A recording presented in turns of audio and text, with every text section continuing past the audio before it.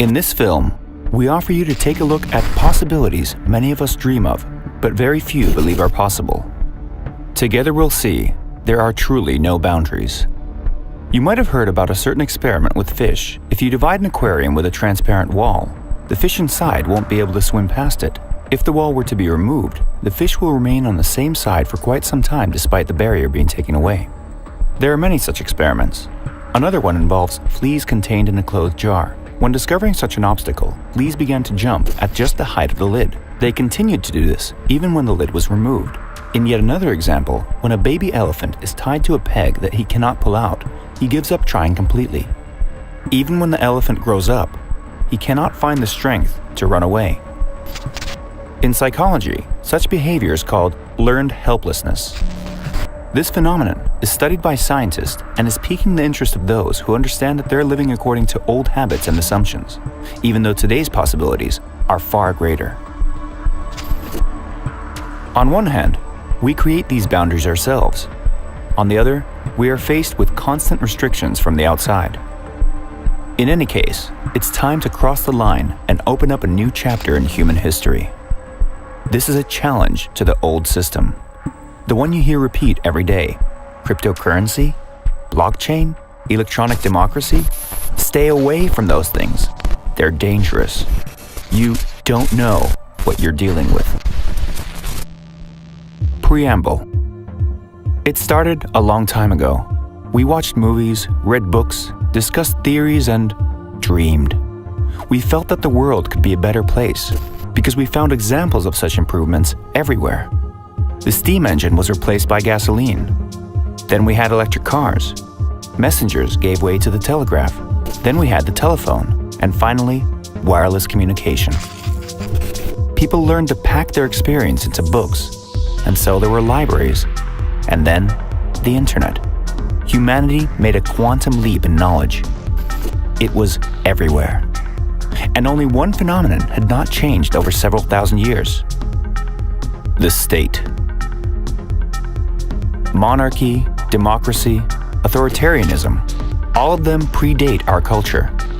Among the rest, democracy is considered to be the more humane. But in fact, it's nothing like it appears to be in real life.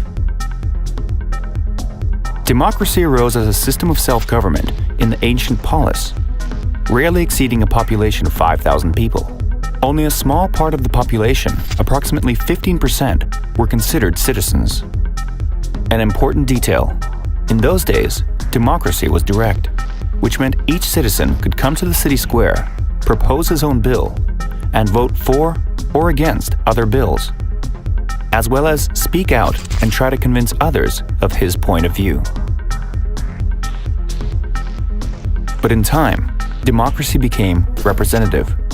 This fundamentally changed everything. Now, we cannot directly express our will when it comes to issues of the state. We delegate members of Parliament and Senate, which officially represent our interests. At least, that's what we've been sold on. But remember, when was the last time someone in Parliament or the Senate voiced your position on taxes, the army, healthcare, or the priorities of your country's development? Instead, we constantly hear of corruption scandals connected with big business lobbying.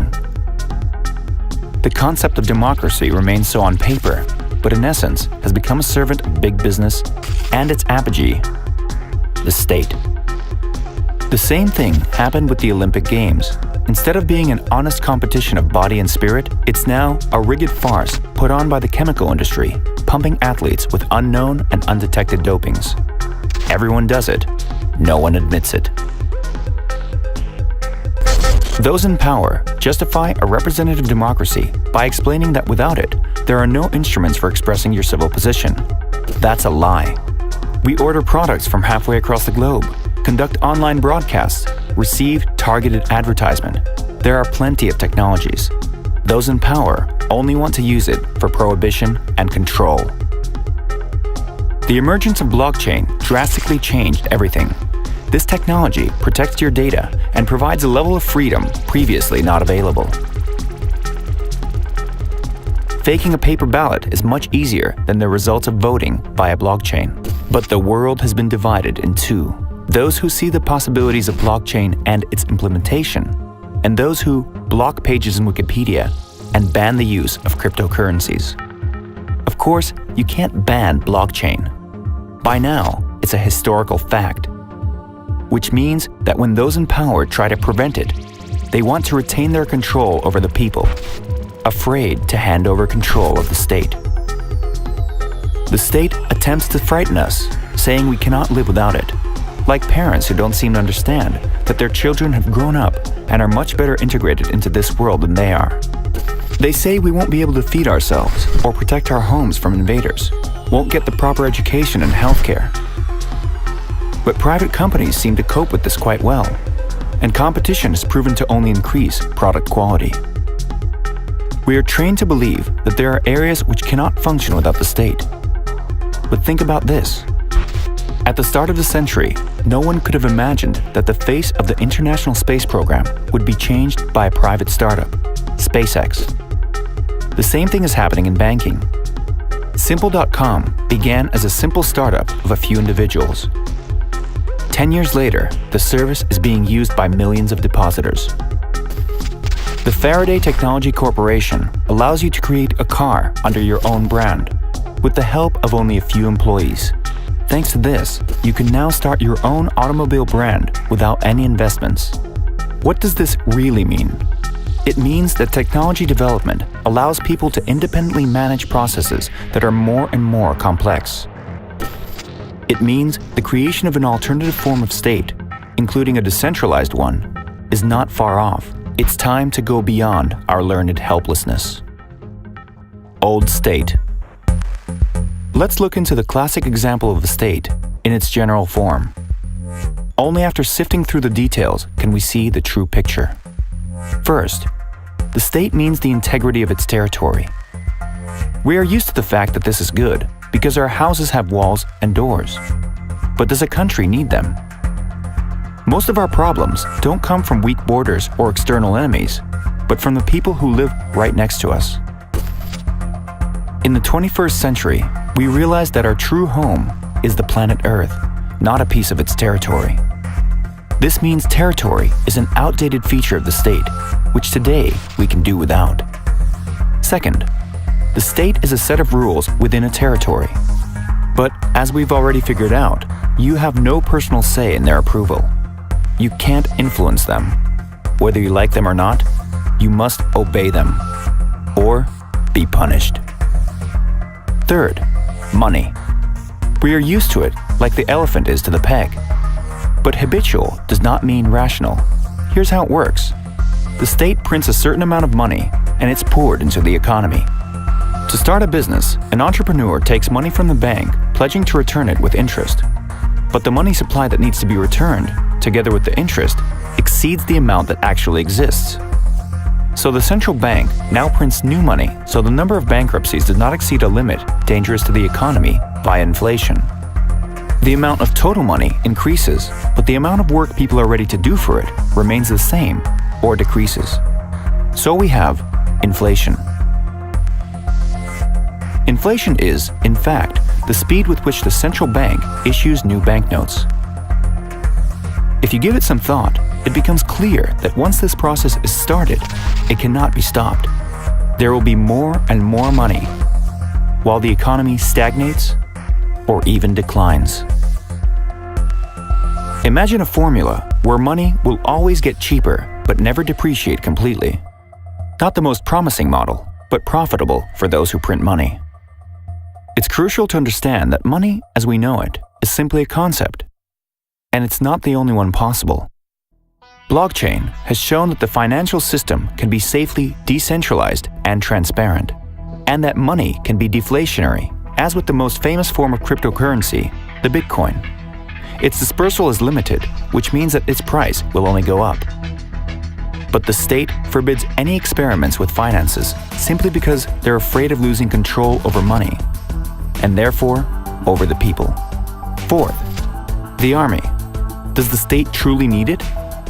Today we are sure that even major conflicts should and could be resolved without any violence between people and the state. There exist other legal, informational, and economic premises that show physical violence is obsolete.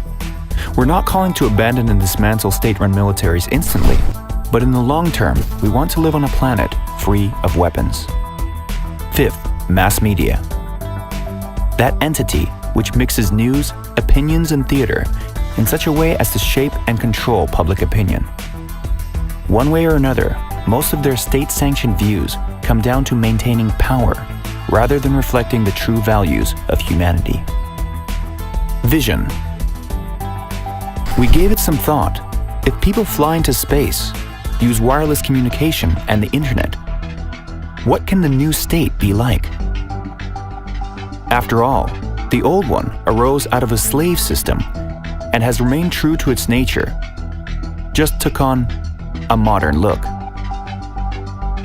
As the German philosopher Goethe once said, "None are more hopelessly enslaved than those who falsely believe they are free."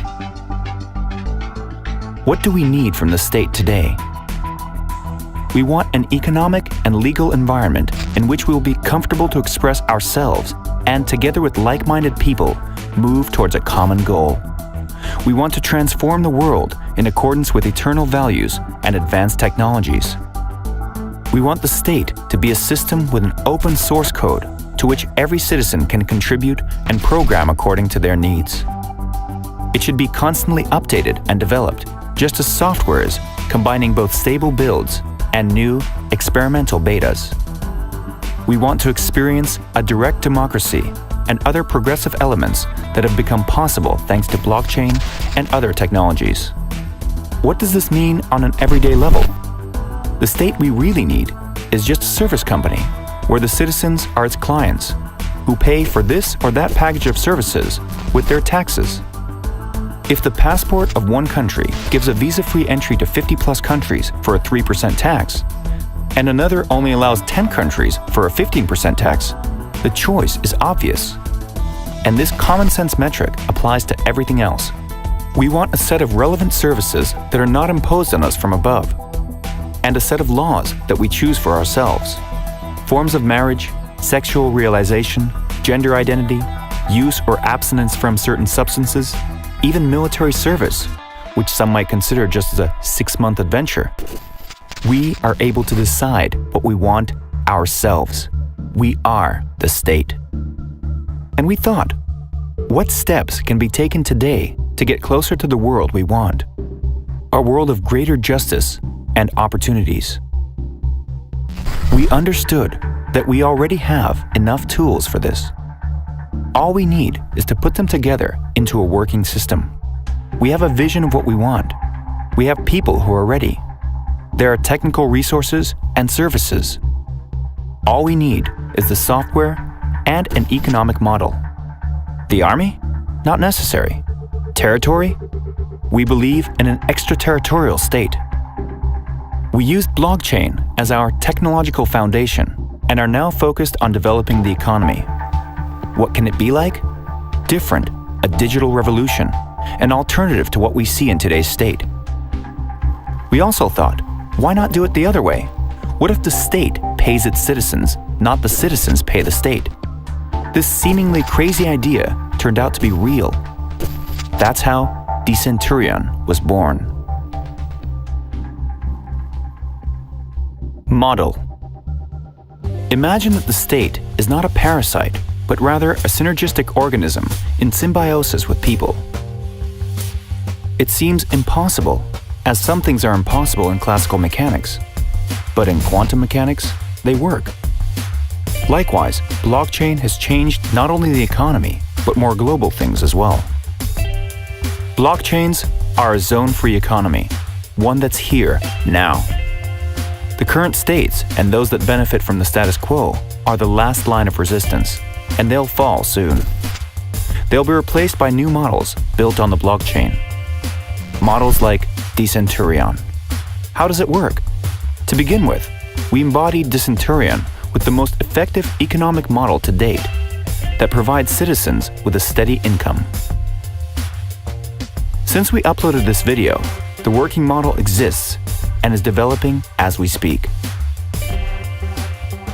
It all started with the emission of Decenturion tokens.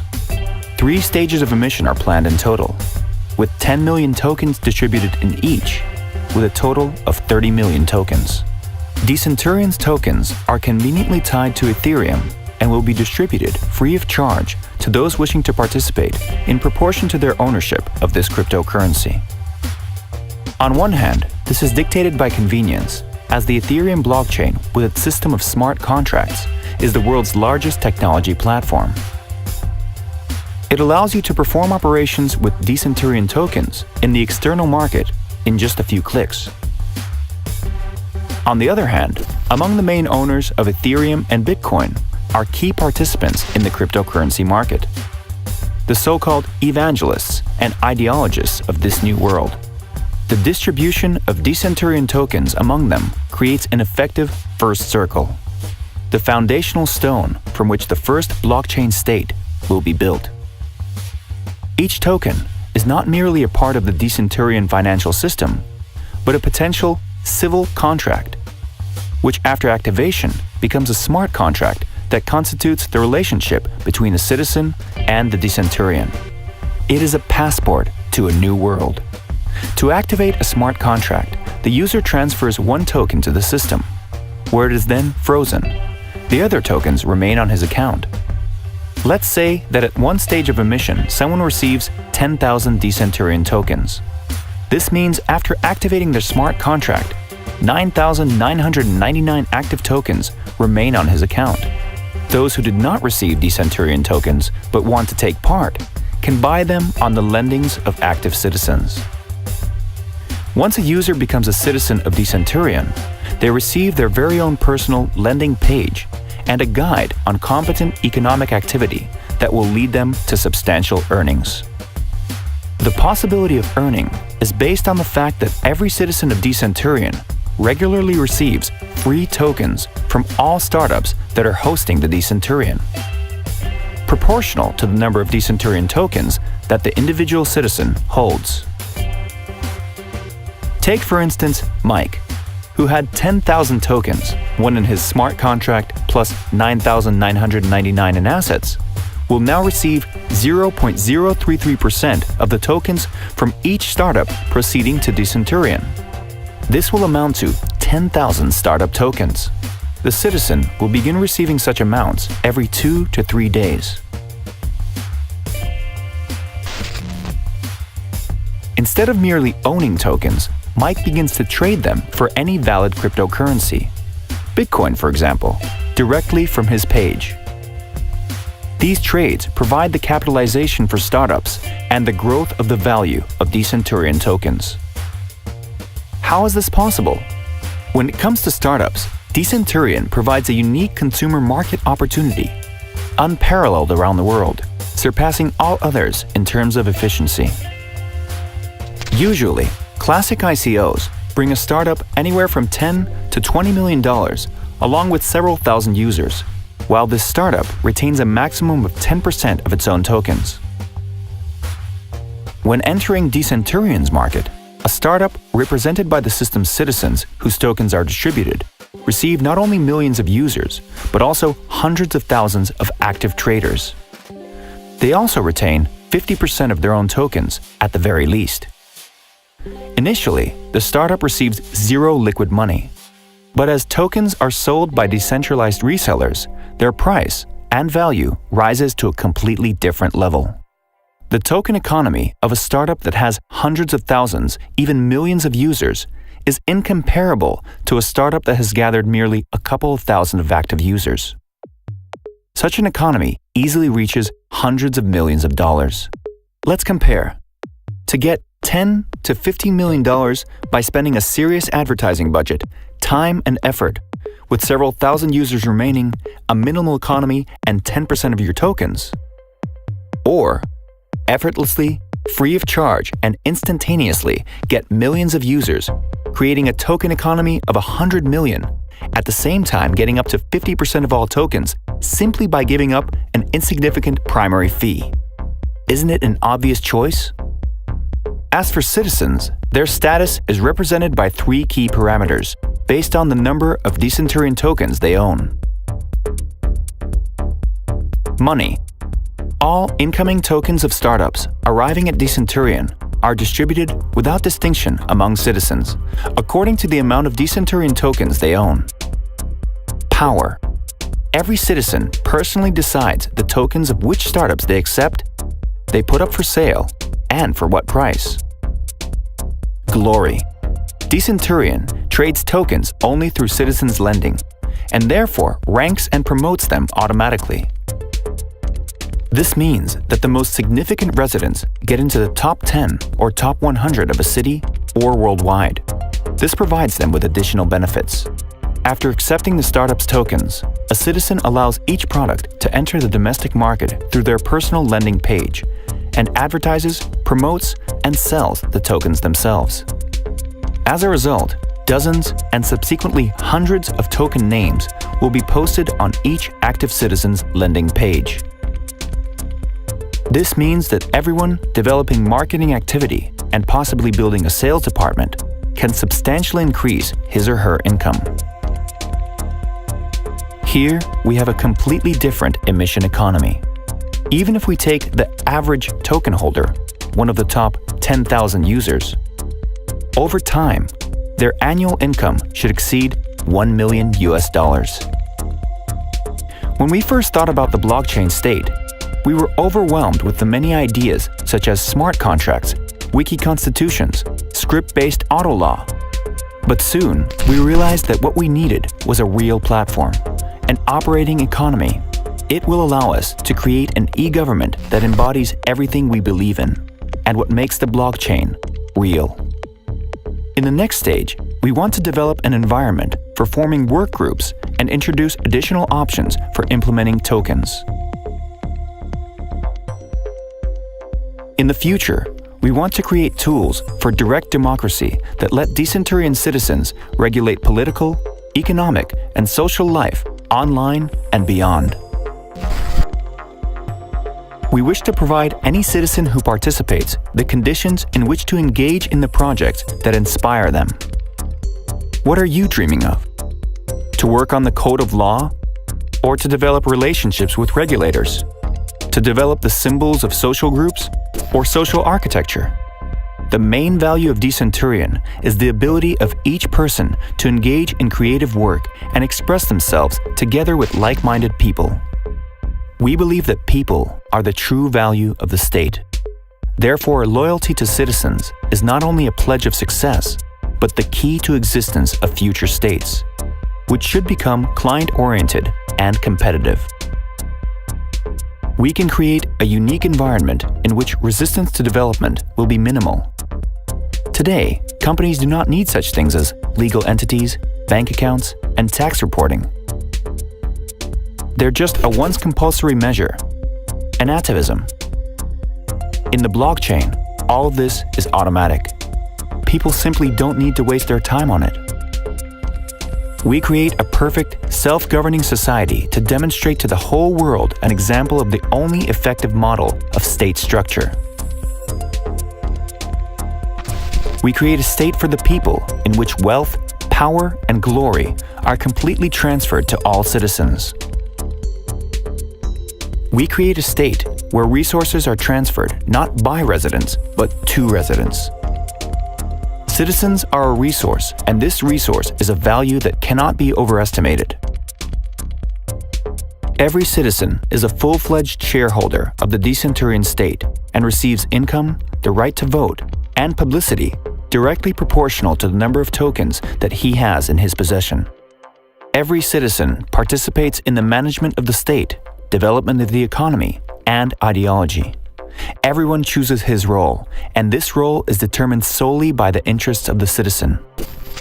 Decenturion is the state with the maximum density of dollar millionaires, outstanding specialists, and creators per capita. To date, it is not only the best consumer market in the world, but also an advanced human experience in the practice of decentralized interaction. Challenge. The state may not be pleased with the Decenturion, but they won't be able to forbid it. That's because Decenturion does not sell anything to its citizens. All tokens are distributed free of charge. This makes regulators unable to restrict tokens legally. The state as we know it has been a great help to people, but the world has changed, and it is now an outdated model. Today, we can live differently and explore other forms of economics and law, business and creativity, self-expression and relationships. And we try. There's no need to be in conflict with anyone. We invite countries to a dialogue with us. Are they able to function without force, without an informational blockade, simply explaining why their model is more effective and better? Just as we do, a group of enthusiasts. When the Wright brothers tested their first aircraft, they were laughed at. A machine heavier than air cannot rise. And now, the whole world has taken flight. Despite very few people being able to explain where and how the lifting force comes from. We're regular people who glimpsed how we can live easier, richer, more interesting lives. All this is possible today. If you understand the value of this and are ready to join us, we want to welcome you. The more power is consolidated in one hand, the more disharmony there is. Power can be decentralized. The Constitution boils down to several lines of code. There are no borders. There are no conflicts over territory. No arms, no war. We want to awaken the spirit of creation and see what we can do based on our ideas and dreams. And we invite everyone who hears us to take part. To take this journey with us, all you have to do is click.